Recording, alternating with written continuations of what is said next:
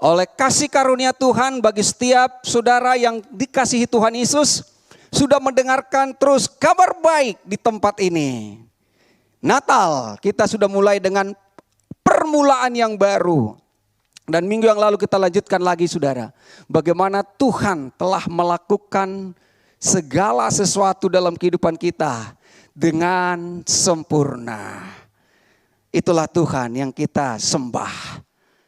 Tahun berganti tahun, bulan, minggu, hari, jam, menit, detik semua berubah. Tetapi Tuhan kita tidak berubah. Kasih-Nya tidak berubah, kuasa-Nya tidak berubah. Apa yang Dia tetapkan tetaplah sampai selama-lamanya. Kalau Tuhan sudah membuka, tidak seorang pun yang dapat menutup. Kalau Tuhan sudah mengangkat saudara di dalam kasih-Nya, maka tidak seorang pun yang bisa merendahkan kita. Hari ini kita akan mendengarkan kembali kebenaran firman Tuhan dengan tema masih kelanjutan dari apa yang kita dengarkan di akhir tahun 2022 dan mengawali tahun 2023 ini. Tuhan membuat sesuatu yang baru, ya. Namanya yang baru itu pasti kita suka, saudara, ya. Apa yang baru itu semua manusia suka. Tapi secara manusiawi, secara dunia ini, saudara, sesuatu yang baru itu tidak selamanya selalu bernilai positif. Tetapi sesuatu yang baru dari Tuhan itu adalah benar-benar sempurna bagi saudara dan saya. Baik, kita akan mulai, saudara. Tuhan membuat sesuatu yang baru, ya. Jadi Tuhan memulai dengan sesuatu yang baru, ya. Kalau manusia kan bisa didaur ulang, ya. Bisa didaur ulang, bisa dirubah-rubah. Tapi ini benar-benar Tuhan membuat sesuatu yang baru. Ini pasti ada sebabnya. Kenapa sih Tuhan buat sesuatu yang baru? Apakah sudah ada yang lama sehingga harus muncul yang baru? Nah, kita akan jawab. Dari Nubuatan Nabi Yesaya pasal 43 ayat 18 sampai 19. Firman-Nya, janganlah ingat-ingat hal-hal yang dahulu. Dan janganlah perhatikan hal-hal yang dari zaman purbakala, ya. Yang dahulu zaman purbakala berarti yang lama, ya. Sudah mendekati keusangannya. Kemudian lihat aku hendak membuat sesuatu yang baru yang sekarang sudah tumbuh. Belumkah kamu mengetahuinya? Iya, aku hendak membuat jalan di padang gurun dan sungai-sungai di padang belantara.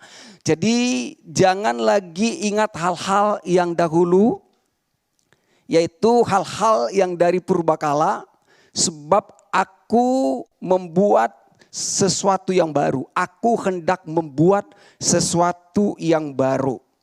Nah, itu adalah ayat pengantarnya. Mari kita masuk kepada isinya sekarang, ya.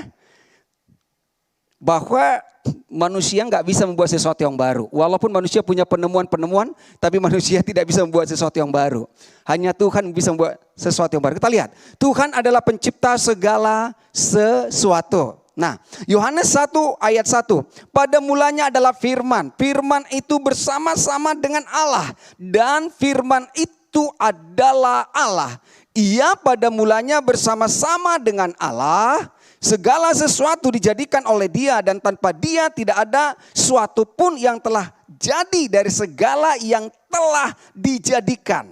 Jadi dari ayat ini, saudara, semua adalah perbuatan Tuhan yang sempurna. Ya, Tuhanlah yang membuatnya dan apa dikerjakan itu sempurna. Ya, pada mulanya dari awal Tuhan yang menjadikan. Tanpa Tuhan tidak ada sesuatu pun yang telah terjadi. Semua oleh Dia, karena Dia, oleh Dia, untuk Dia dan bagi Dia. Yang telah menjadikan segala sesuatu dengan baik. Jadi ingat, ini bukanlah perbuatan tangan manusia. Ini bukanlah usaha manusia, ini bukanlah karya agama, usaha apapun yang kita lakukan. Tapi ini adalah murni, adalah perbuatan Tuhan. Perbuatan manusia atau perbuatan agamawi justru merusak perbuatan Tuhan yang sempurna. Kita perhatikan, ya. Jadi dari awal Tuhan menciptakan semuanya begitu sempurna. Tidak ada campur tangan manusia. Lalu manusia bagaimana? Menerima, menikmati, menjalani. Dan mandat yang diberikan Tuhan kepada Adam pada waktu itulah supaya menguasai, mengelola apa yang Tuhan telah jadikan itu. Namun usaha Adam bukannya mengelola tapi merusak, ya. Jadi saudara, perbuatan manusia justru merusak karya Tuhan yang sempurna. Lalu bagaimana yang harus kita lakukan? Kita lihat lagi berikutnya. Ya, dalam Kejadian 1:31, maka Allah melihat segala yang dijadikannya itu sungguh amat baik. Jadilah petang, dan jadilah pagi, itulah hari ke-6. Pertama, kedua, ketiga, keempat, kelima, keenam, semua itu Tuhan menjadikan baik, baik, baik, baik. Sampai dikatakan ketika manusia diciptakan sungguh amat baik. Tapi ciptaan manusia yang sungguh amat baik ini ya, yang mengandalkan kekuatannya, yang merusak apa yang baik tadi. Kejadian 2:1, demikianlah diselesaikan langit dan bumi dan segala isinya. Ketika Allah pada hari ke-7 telah menyelesaikan pekerjaan yang dibuatnya itu, berhentilah ia pada hari ke-7 dari segala pekerjaan yang telah dibuatnya itu. Lalu Allah memberkati hari ke-7 itu dan menguduskannya. Karena pada hari itulah ia berhenti dari segala pekerjaan penciptaan yang telah dibuatnya itu. Catatannya adalah bahwa apa yang diciptakan dan dijadikan Tuhan, diselesaikan oleh Tuhan dari awal itu sungguh amat baik. Ya. Jadi tidak ada perbuatan manusia yang masuk kepada kategori atau level sungguh amat baik. Perbuatan agamawi sereligius apapun dia. Tapi inilah yang dikerjakan Tuhan bagi saudara dan saya. Sungguh amat baik dan Tuhan memberkati. Bukan hanya memberkati, Tuhan juga menguduskan. Lah, jadi manusia nggak bisa menyediakan berkat, tapi Tuhan memberkati. Tuhan tidak bisa mengupayakan pengudusan, tapi Tuhan yang menguduskan. Ya, jadi perbuatan agamawi kita tidak akan pernah bisa menguduskan kita. Walaupun melakukan doa, puasa, dan hal-hal yang lain. Inilah yang dikerjakan Tuhan. Sungguh amat baik dan Tuhan memberkati serta Tuhan menguduskan. Tapi saudara, kita lihat yang sungguh amat baik dan yang diberkati ini dan dikuduskan ini berubah. Setelah di dalam Kejadian 3 ayat 17. Ketidakpercayaan Adam merusak ciptaan Tuhan. Nah, Kejadian 3:17, lalu firman-Nya kepada manusia itu, karena engkau mendengarkan perkataan istrimu dan memakan dari buah pohon yang telah kuperintahkan kepadamu. Jangan makan daripadanya, maka terkutuklah tanah karena engkau. Dengan bersusah payah engkau akan mencari rezekimu dari tanah seumur hidupmu. Semak duri dan rumput duri yang akan dihasilkannya bagimu dan tumbuh-tumbuhan di padang akan menjadi makananmu. Dengan berpeluh engkau akan mencari makananmu sampai engkau kembali lagi menjadi tanah. Karena dari situlah engkau diambil sebab engkau debu dan engkau akan kembali menjadi debu. Nah, ada perubahan yang sangat signifikan ketika Adam percaya kepada tipu daya iblis atau tidak percaya kepada Tuhan. Mulai percaya kepada dirinya. Lalu akibatnya apa yang sungguh amat baik itu menjadi rusak. Ya. Jadi perbuatan agamawi kita saudara itu bukan untuk membuat baik, justru merusak apa yang sungguh amat baik yang Tuhan telah kerjakan. Kemudian apa yang diberkati itu menjadi terkutuk. Bukan Tuhan yang mengutuk. Tapi Tuhan berkata, terkutuklah tanah karena engkau. Karena ketidakpercayaanmu maka terkutuklah tanah. Karena engkau bergantung kepada dirimu maka terkutuklah. Dan engkau akan bersusah payah mencari rezekimu seumur hidupmu. Yang diberkati berubah menjadi terkutuk. Tuhan menguduskan. Dan sekarang apa yang dikuduskan itu menjadi tercemar. Itulah usaha manusia. Itulah perbuatan agama. Ya, itulah yang dilakukan oleh manusia pada umumnya. Ketidakpercayaan itu, saudara, itulah yang merusak apa yang sudah Tuhan berikan bagi kita. Nah, kita lihat kembali kelanjutannya supaya kita bisa memahami manusia tidak bisa membuat sesuatu yang baru. Ya, mau pergi ke planet manapun, manusia nggak bisa membuat sesuatu yang baru. Manusia itu bukan pencipta ya, bukan creator ya. Walaupun ya ciptaan ini, misalnya khususnya di dalam lagu-lagu biasanya ciptaan ini, sebenarnya enggak juga sih, bukan ciptaan dia.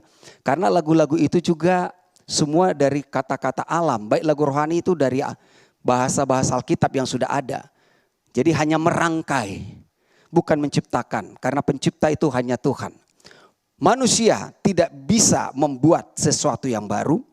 Pengkhotbah 1:9, apa yang pernah ada akan ada lagi. Dan apa yang pernah dibuat akan dibuat lagi. Tak ada sesuatu yang baru di bawah matahari. Jadi tidak ada sesuatu yang baru.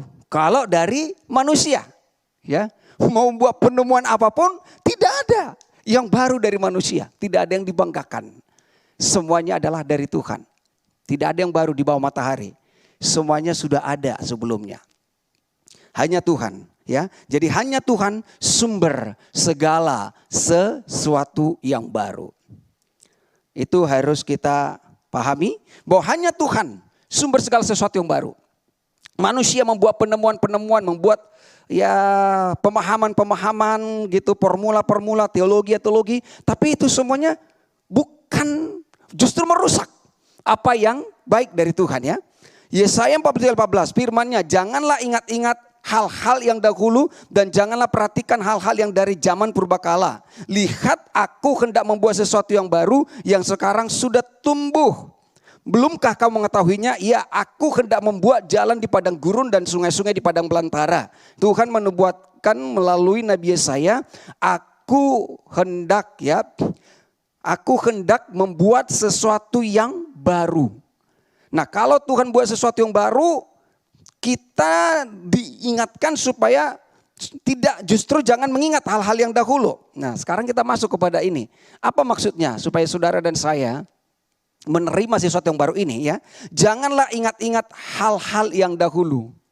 Manusia kan selalu ingat dahulu. Kata nenek moyang kami. Bangsa Israel kan selalu mengandalkan nenek moyang kami. Ya, waktu perempuan itu bertemu dengan Yesus, nenek moyang kami menyembah di Yerusalem. Ada menyembah di gunung. Tapi Yesus mengatakan, engkau menyembah apa yang tidak kamu kenal. Tiba saatnya orang benar akan menyembah di dalam roh dan kebenaran, ya. Jadi jangan ingat-ingat hal-hal yang dahulu dan jangan perhatikan yang zaman purbakala. Apa itu, saudara? Kalau jangan ingat berarti harus melupakan. Ya, jangan ingat, berarti harus melupakan. Nah, ini kalau di dalam agamawi justru yang Tuhan bilang jangan ingat, itu yang diingat. Jangan ingat, itu yang diingat. Kalau jangan ingat berarti dilupakan. Ingat ya, mulai dari Adam. Jangan makan, justru dimakan. Bisa ya? Jadi itu semua ada korelasinya. Jangan memakan buah pohon tentang ketahuan baik dan jahat ini. Tapi dimakan. Tuhan bilang jangan lagi ingat-ingat hal-hal yang dari zaman dahulu. Dari zaman purbakala. Berarti saudara dan saya sekarang yang ada di dalam Kristus harus melupakan. Berarti kita harus melupakan. Jangan ingat, berarti harus melupakan. Itu dikatakan di dalam Filipi 3:13. Saudara-saudara, aku sendiri tidak menganggap bahwa aku telah menangkapnya, tetapi ini yang kulakukan. Aku melupakan apa yang telah di belakangku dan mengerahkan diri kepada apa yang di hadapanku. Jadi yang lama itu sudah di belakang, sudah berlalu, saudara lupakan. Arahkan diri ke hadapanmu kepada yang baru, kepada apa yang diperbuat Tuhan, kepada pekerjaan Tuhan. Yang lama adalah pekerjaan manusia, pekerjaan agamawi kita. Yang baru itulah pekerjaan Tuhan. Yang lama telah berada di belakang kita. So, jangan menoleh lagi ke belakang. Ya, jangan lagi menoleh ke belakang. Mata kita tertuju kepada Tuhan, mengarahkan diri kepada Tuhan. Artinya apa? Itulah saatnya saudara menerima kasih Kristus. Ya, itulah awalnya saudara menerima kasih Kristus. Kalau kita masih berada di hal yang lama, mustahil seseorang bisa menikmati kasih Tuhan. Ya, dia terima yang baru, tapi yang lama juga dipertahankan. Tidak akan pernah bisa saudara. Itu mix dan akan berputar-putar di padang gurun seperti bangsa Israel. Mereka menerima kasih Tuhan, tapi tetap dengan mindset mereka yang lama. Tidak sampai. Capek saudara ya. Ini orang sudah lahir baru, tapi tidak mengalami kasih Kristus yang sepenuhnya. Jadi ketika kita saudara, Tuhan bilang jangan lagi ingat itu semuanya. Lupakan semuanya. Aku sedang membuat sesuatu yang baru. Apa itu? Terimalah kasih Tuhan. Ketika saudara menerima kasih Tuhan, disitulah saudara mengalami apa yang disebut sesuatu yang baru tadi. Jadi bukan usaha dan perbuatan kita. Kita lanjutkan dalam Filipi 3 ayat 7. Tetapi apa yang dahulu merupakan keuntungan bagiku, sekarang kuanggap rugi. Karena apa? Kristus. Malahan segala sesuatu kuanggap rugi karena pengenalan akan Kristus Yesus Tuhanku lebih mulia daripada semuanya. Oleh karena dialah aku telah melepaskan semuanya itu dan menganggapnya sampah supaya aku memperoleh Kristus. Dan berada dalam dia bukan dengan kebenaranku sendiri karena mentaati hukum Taurat. Ya, yang lama itu hukum Taurat. Bukan dengan kebenaranku sendiri karena mentaati hukum Taurat, melainkan dengan kebenaran karena kepercayaan kepada Kristus. Yaitu kebenaran yang Allah anugerahkan berdasarkan kepercayaan. Paulus meninggalkan kebanggaan agamawinya. Meninggalkan kebanggaan agamawinya. Itulah yang lama. Yang selama ini dibangga-banggakan. Prestasi dia. Sebagai orang yang hidup di bawah hukum Taurat. Dan mencoba mentaati hukum Taurat. Nah, tapi Paulus meninggalkan itu. Jadi saudara yang terkasih, orang-orang agamawi yang bangga dengan usahanya, perbuatannya, dengan prestasinya, dengan jabatannya, dengan kedudukannya, dengan pengetahuannya. Ya, dengan apapun itu di dalam gereja, dengan pengorbanannya, pemberiannya. Halo, tinggalkanlah. Dan terimalah kasih Tuhan. Karena semua itu pada akhirnya saudara akan menyadari bahwa itu adalah sia-sia. Ya, jadi Paulus meninggalkan, melupakan, meninggalkan. Kita ingat waktu perayaan Natal, bagaimana orang Majus, orang pintar, juga sekaligus melambangkan orang agamawi, ketika dituntun bintang bertemu dengan Yesus. Lalu mereka sujud menyembah.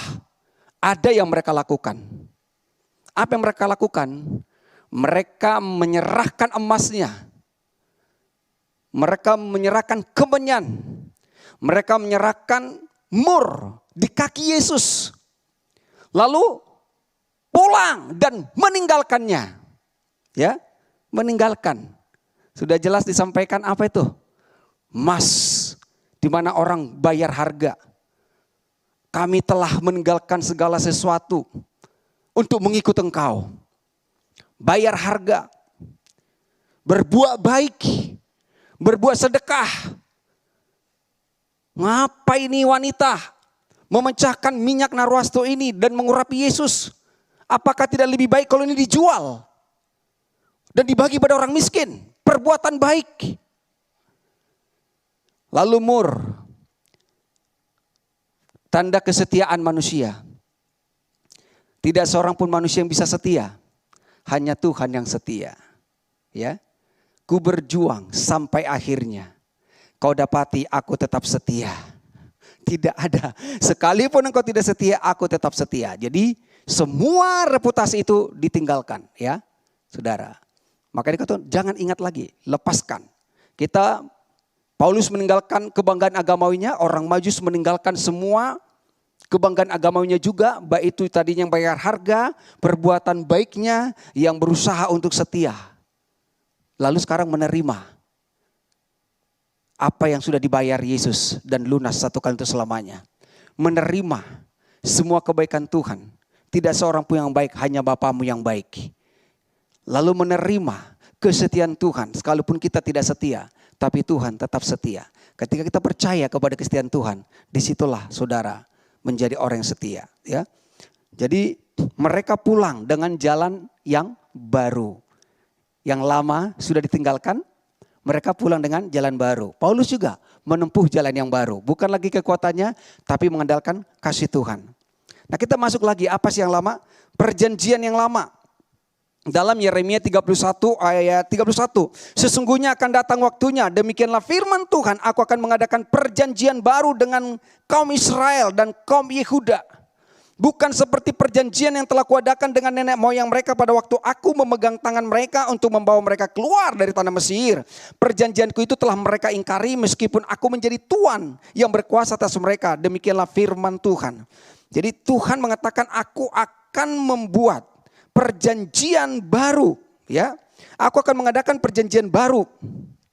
Perjanjian baru bukan seperti Alkitab kita, memang ada dua, satu New Testament, satu Old Testament ya. Satu perjanjian lama, satu perjanjian baru, tapi ini covenant, perjanjian Tuhan dengan saudara. Dengan darahnya sendiri dimateraikan. Betapa Tuhan mengasihi kita ya. Jadi Tuhan memberikan perjanjian yang baru, mengadakan perjanjian baru karena perjanjianku itu telah mereka ingkari. Tuhan telah menetapkan bangsa Israel menjadi umatnya. Memilih mereka dari Mesir dan membawa mereka keluar. Tapi mereka mengingkari. Itu sebabnya Tuhan mengadakan perjanjian yang baru. Karena sebenarnya Tuhan tahu bahwa bangsa Israel tidak akan sanggup melakukannya. Tapi mereka dengan bangganya mengatakan kami sanggup. Ketika kita mengatakan sanggup, disitulah kegagalannya saudara. Tapi kita menyerah kepada Tuhan, disitulah kemenangan kita ya. Jadi perjanjian Tuhan mereka ingkari dan Tuhan mengadakan perjanjian yang baru. Kapankah yang baru itu dimulai saudara? Kita sudah dengarkan waktu pesan Natal ketika Yesus lahir. Disitulah dimulai sesuatu yang baru. Sampai diproklamirkan di kayu salib. Sesuatu yang baru itu telah selesai. Tidak akan ada lagi saudara. Semuanya sudah selesai. Tuhan buat, Tuhan jadikan bagi kita. Nah selanjutnya kita lihat lagi. Perjanjian baru. Nah perjanjian baru itu apa?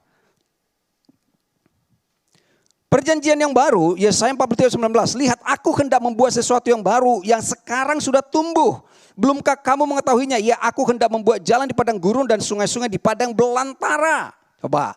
Jadi jalan di padang gurun, sungai di padang belantara, bahkan itu sudah dialami oleh bangsa Israel. Mereka tetap tidak percaya.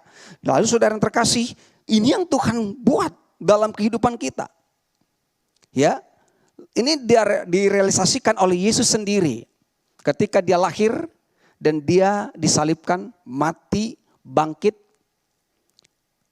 dan naik, datang kembali. Ibrani 10:7, lalu aku berkata, sungguh aku datang dalam gulungan kitab, ada tertulis tentang aku untuk melakukan kehendak-Mu, ya Allahku. Jadi Yesus datang untuk melakukan kehendak Bapa.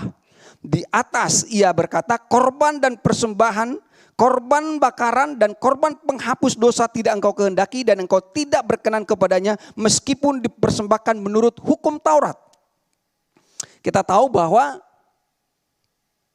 dalam perjanjian lama mereka sudah memiliki ritual dan keyakinan bahwa mereka harus mempersembahkan korban kepada Tuhan. Korban penghapus dosa, korban bakaran dan banyak lagi saudara. Tapi itu semuanya hanya bisa menutupi dan tidak bisa menghapus. Dan harus dilakukan berulang-ulang. Dan kemudian katanya 9, sungguh aku datang untuk melakukan kehendak-Mu. Yang pertama ia hapuskan supaya menegakkan yang kedua. Ya, yang pertama, jadi perjanjian yang pertama tadi sudah digenapi untuk menegakkan yang kedua, yang lama itu sudah digenapi. Bahkan bahasanya dihapuskan untuk menegakkan yang kedua. Apa itu? Sesuatu yang baru tadi untuk menerima kasih Tuhan. Sesuatu yang baru saudara. Di sini dimulai saudara, sesuatu yang baru itu adalah kita akan lihat nanti poin pertamanya adalah kita menerima penebusan Kristus. Harus diawali di situ. Jadi ketika kita menerima penebusan Kristus, disitulah awalnya digenapi dalam hidup kita sesuatu yang baru atau perjanjian yang baru yang telah dilakukan Tuhan bagi saudara. Setelah saudara menerima penebusan Kristus, lalu apa yang terjadi berikutnya? Nah, lihat saudara, karena ini kan berbicara Tuhan buat yang baru, berarti ada yang lama. Yang lama ini harus kita tinggalkan, saudara harus keluar dari yang lama, saudara harus melepaskan yang lama supaya saudara, dan Tuhan bilang jangan ingat lagi. Nah, ciptaan yang lama. Di dalam Adam kita adalah ciptaan yang lama. Roma 5:12, sebab itu sama seperti dosa telah masuk ke dalam dunia oleh satu orang, dan oleh dosa itu juga maut, demikianlah maut itu telah menjalar kepada semua orang karena semua orang telah berbuat dosa. Jadi ciptaan yang lama adalah hidup di dalam daging, hidup dalam dosa, hidup di dalam Adam. Meskipun Adam itu berusaha berbuat baik. Dari awal Adam sudah berusaha berbuat baik. Dan berusaha untuk kelihatan baik. Ketika dia sadar telanjang, dia sudah punya ide untuk menyemprot daun ara. Membuat pakaian dia dan juga istrinya Hawa. Itu perbuatan baiknya, itu usahanya, itulah agamawi saudara. Kelihatannya baik, tapi tidak di mata Tuhan. Baik, sangat baik menurut pikiran manusia, tapi tidak di mata Tuhan. Lah inilah kita di dalam Adam. Makanya Tuhan katakan jangan lagi ingat itu. Jangan kamu hidup di dalam hal seperti itu lagi. Aku sedang membuat sesuatu yang baru. Tadi kita sudah pertama udah lihat tadi menerima penebusan Kristus. Karena dia sudah datang menggenapi semuanya. Dia datang seperti yang dinubuatkan oleh para nabi-nabi. Nah, ciptaan yang baru itu seperti apa? Di dalam Kristus kita adalah ciptaan yang baru. 2 Korintus 5:17. Jadi siapa yang ada dalam Kristus ia adalah ciptaan baru. Yang lama sudah berlalu, sesungguhnya yang baru sudah datang. Jadi gak bisa saudara di mix ya. Ciptaan lama, ciptaan baru. Perjanjian lama, perjanjian baru. Kita sudah hidup di dalam Kristus. Di dalam ciptaan yang baru. Di dalam apa yang sudah Tuhan berikan. Jadi sesuatu yang baru itu adalah kita menjadi ciptaan baru. Ya. Tadi kan judul tema kita kan Tuhan membuat sesuatu yang baru. Apa itu? Saudara menerima penebusan Kristus. Karena dia sudah datang. Lahir, mati, dan bangkit. Dan naik, dan akan datang kembali.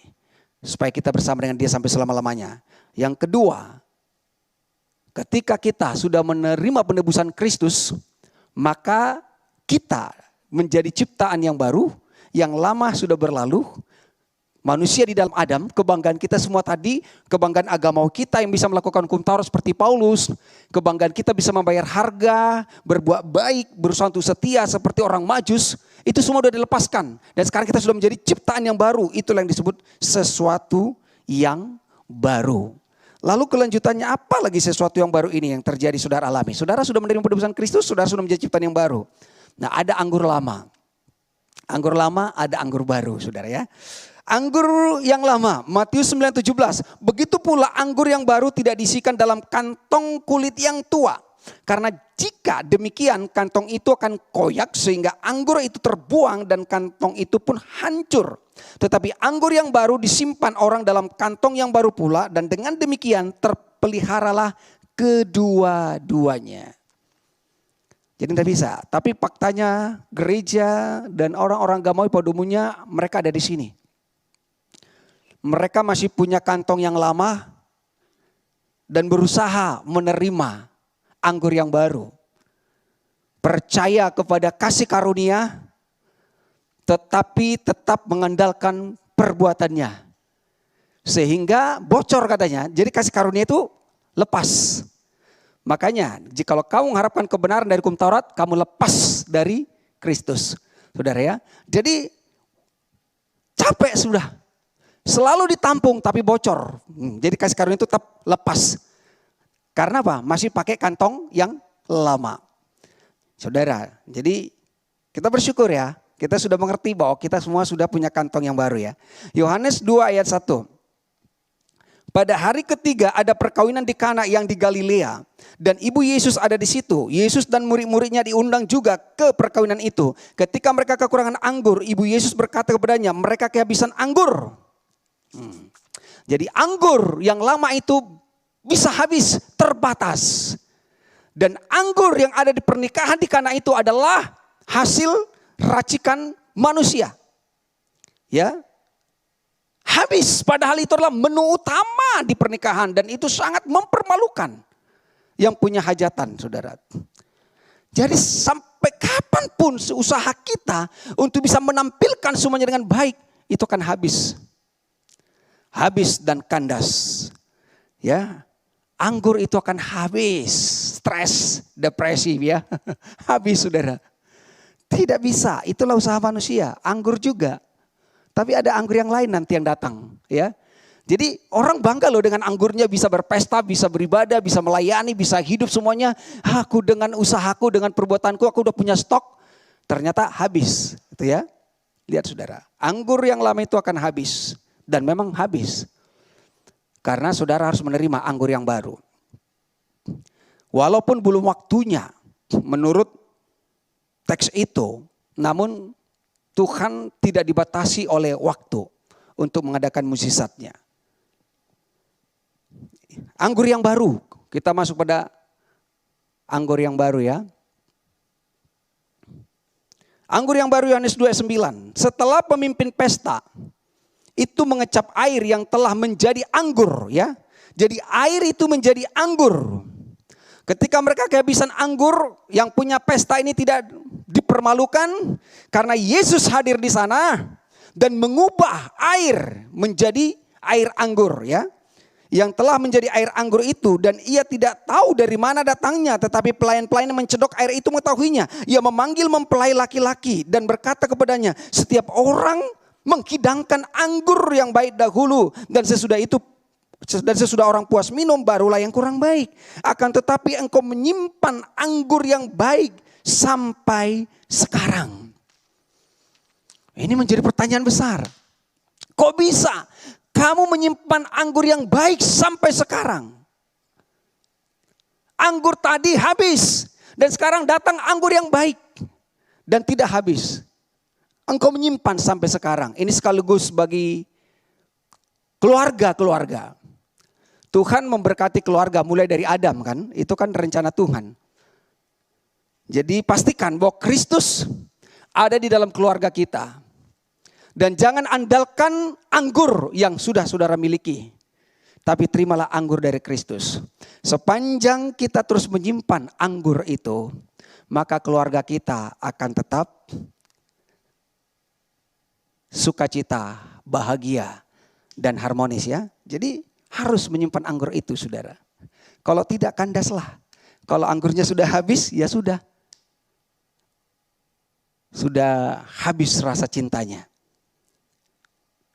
Makanya kitab Amsal mengatakan ingatlah akan istrimu. Istri masa mudamu, bukan istri mudamu ya. Jadi itu katanya kenapa? Karena anggur itu masih ada. Jadi simpanlah anggur itu saudara, seperti ini. Tetapi engkau menyimpan anggur yang baik sampai sekarang. Apakah yang dimaksud dengan anggur? Ya, Kidung Agung.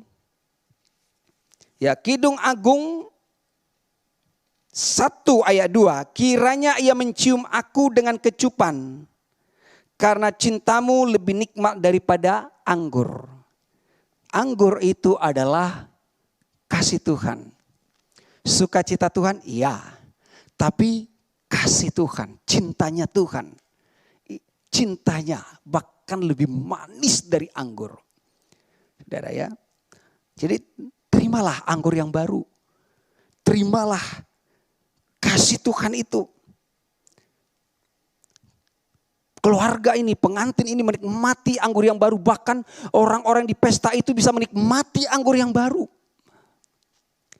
Jadi ketika kita sudah menerima anggur yang baru, orang lain juga bisa terberkati. Itu yang sering disampaikan di tempat ini saudara. Ya, jadi sesuatu yang baru itu adalah kita menikmati kasih Tuhan. Menerima penebusan Kristus, menjadi ciptaan yang baru. Dan kita menikmati kasih itu. Kita menikmati kasih Tuhan, kita menikmati anggur yang Tuhan sediakan bagi kita, ya. Sehingga saudara tidak lagi seperti bangsa Israel di padang gurun yang selalu bersungut-sungut dan komplain, berkeluh kesah. Masih ada sedikit lagi saudara, Yeremia 31-33. Tetapi beginilah perjanjian yang kuadakan dengan kaum Israel sesudah waktu itu. Demikianlah firman Tuhan, aku akan menaruh Tauratku dalam batin mereka dan menuliskannya dalam hati mereka. Maka aku akan menjadi Allah mereka dan mereka akan menjadi umatku. Nah ini yang Tuhan katakan. Jadi hukum Taurat bukan lagi yang tertulis di dalam loh batu yang dingin dan keras dan membeku. Ya, bukan lagi, tapi di dalam batin mereka, di dalam hati mereka, di dalam roh mereka.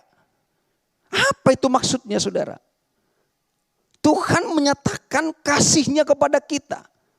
Surat cinta ini terpatri di dalam hati kita. Itu artinya saudara bahwa saudara itu menjadi mempelai Kristus. Ya.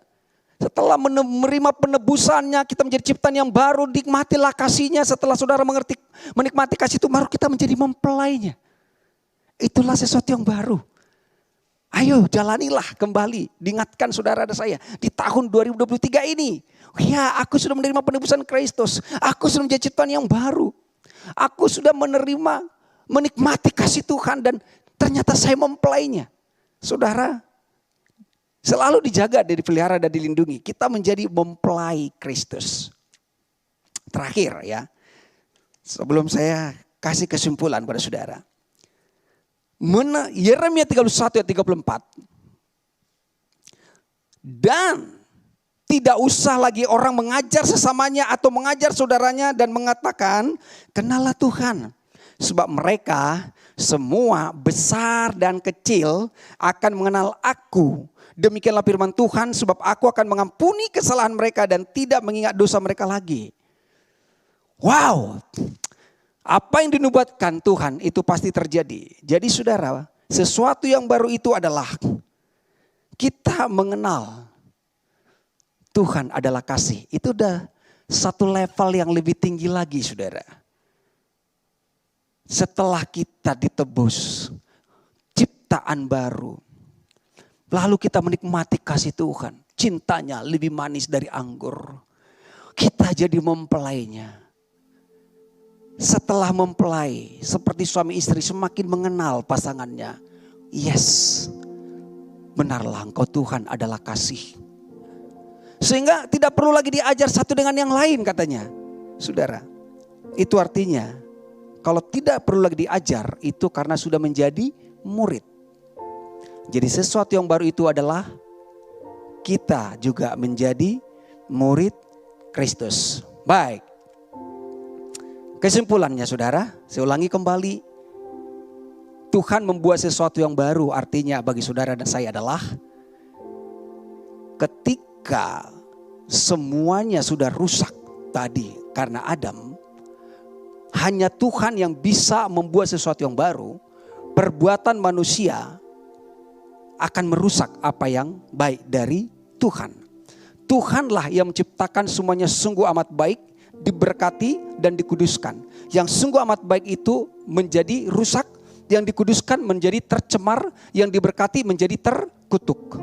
Dan sekarang saudara dan saya sudah ada di dalam perjanjian yang baru. Tuhan sudah menggenapi perjanjian yang lama. Saya ulangi kembali, yang pertama, kita menerima penebusan Kristus lewat kelahirannya, lewat kematiannya, lewat kebangkitannya.